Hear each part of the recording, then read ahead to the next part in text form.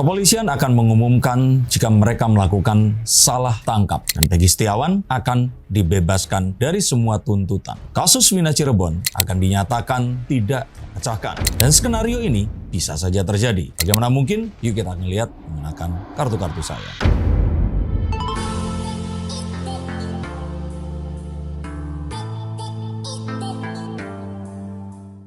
Halo Sainsikers, kembali berjumpa bersama saya Denny Darko. Tidak ada yang namanya misteri. Yang ada adalah tanda-tanda yang kita semua coba untuk mengerti. Kita mencoba melihat berbagai kemungkinan. Kalau saya pribadi, saya masih percaya bahwa kepolisian masih melakukan tugas mereka. Dan saya masih menantikan jalannya proses peradilan terhadap Peggy Setiawan dan tersangka lainnya. Juga audit yang dilakukan oleh mungkin nanti tim khusus, dan hingga hal tersebut selesai, saya tidak berani berandai-andai. Tapi boleh dong kita melihat kemungkinan apa yang akan terjadi. Tapi mengapa kemungkinan tadi bisa saja akan muncul nantinya? Sebuah kasus ini akan bisa dipecahkan jika bukti, saksi, dan pengakuan itu sudah didapatkan. Dan terus kemudian P21 atau berkas lengkap diserahkan sehingga penuntutan akan bisa terjadi. Tapi di kasus ini, segala kejanggalan itu dimulai sejak awal. Diduga kasus ini diawali dengan penyidikan dan penyelidikan yang kurang mengedepankan kompetensi dari pelakunya. Tidak adanya atau kurangnya alat bukti saintifik yang ditemukan, hilangnya hal-hal seperti dugaan sperma, CCTV, dan hasil visum yang juga saya dapatkan secara berbeda-beda. Apakah ada tusukan katana, orang menyebutnya samurai ya, atau hanyalah benda tumpul yang dipukulkan. Yang terus kemudian diduga di sini mengakibatkan adanya penekanan terhadap saksi yang terus kemudian menjadi tersangka dan dinaikkan statusnya menjadi terpidana, yang dibuktikan dengan adanya dan beredarnya foto lebam-lebam yang dialami oleh para terpidana ini sebelum akhirnya mereka diproses di pengadilan. Bahkan konon katanya BAP ini mengalami perubahan yang mencurigakan.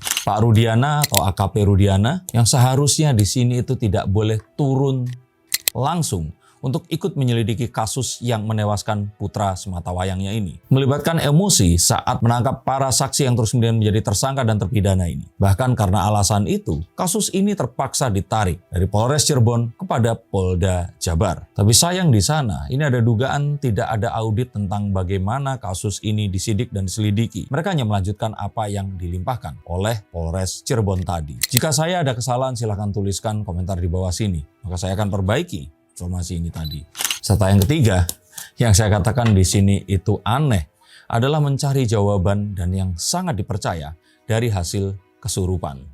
Hasil kesurupan ini tadi seakan-akan dijadikan sebuah informasi vital yang terus kemudian mendrive atau mengarahkan penyidikan-penyidikan ini kemana menuju. Bahkan apa yang terus kemudian terjadi dan terus kemudian diputuskan di pengadilan, ini ternyata mengalami banyak kemiripan dengan detil yang ada di kesurupan tadi. Nah sekarang apakah betul hal ini memang hasil dari sebuah penyidikan dan penyelidikan ataukah mencocokkan saja dari kesurupan yang ada? Dan mengapa 2 DPO ini akhirnya dihilangkan? Yuk kita akan gali lebih jauh lagi. Yang paling mencurigakan adalah sperma dan CCTV yang seharusnya ini menjadi petunjuk penting paling vital untuk mengetahui motif serta siapa yang menjadi pelaku yang diarahkan langsung oleh data saintifik yang ditemukan. Ini ternyata hilang dan bahkan tidak dibahas secara mendetail. Bahkan sperma ini tidak dijelaskan apakah ada, di dalam alat kelamin almarhumah atau di luar. Dan apakah ini memang hasil dari dugaan tindakan pemerkosaan atau bisa saja ini semua diplanteng atau diletakkan di sana. Dan kemudian Peggy Setiawan ini diumumkan dan terus kemudian berusaha untuk dibuktikan bahwa dia adalah Peggy Setiawan yang sesungguhnya.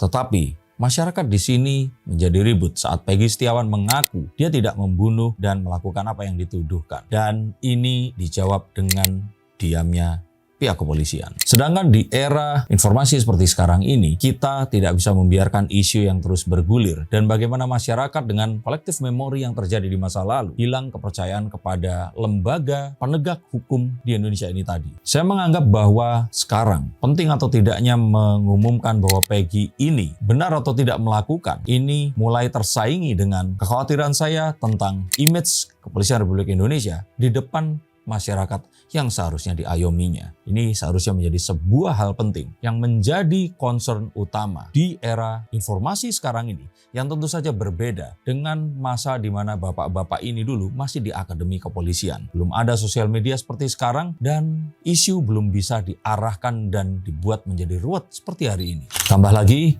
dengan kesurupan-kesurupan dan saksi yang muncul mengaku melihat, memberikan informasi yang mungkin saja 80-90% diantaranya ini hanyalah pansos dan memberikan keterangan palsu saja. Apakah ada kesengajaan? Saya tidak tahu, tetapi yang pasti dari info yang diberikan banyak hal-hal yang tidak masuk akal dan kurang logis untuk bisa dipercaya.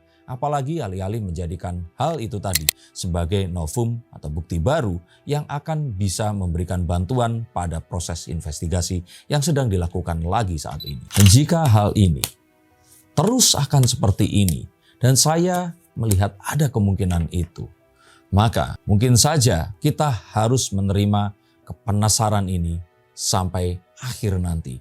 Bahwa kasus ini mungkin tidak akan pernah P21 lagi selain apa yang sudah diinkrahkan, dan kita mungkin terpaksa harus move on dan melupakan kasus ini tanpa adanya sebuah konklusi. Dan apa yang terjadi dan mengapa itu harus dilakukan? Karena adanya adagium bahwa lebih baik kita menyelamatkan satu orang yang tidak bersalah daripada menghukumnya. Yang artinya lebih baik membebaskan 100.000 orang penjahat atau orang yang bersalah daripada salah menghukum orang yang tidak bersalah. Dan ini artinya jika tidak terbukti bahwa Peggy di sini melakukannya, maka kita harus membebaskannya. Mengapa seperti itu? Karena dalam hukum kita tidak boleh melakukan sebuah keputusan jika ada sedikit keraguan saja. Semua keputusan haruslah beyond any reasonable doubt, melewati kebimbangan dan keraguan apapun itu tadi, sesedikit apapun. Maka harus ada sesuatu yang memberatkan. Jika tidak, maka dia harus dilepaskan. Jika ini dilepaskan, bisa saja kasus ini akan tidak P21 dan sulit untuk diteruskan. Dan apakah jika Peggy ini dilepaskan, artinya dia tidak berdosa? Belum tentu.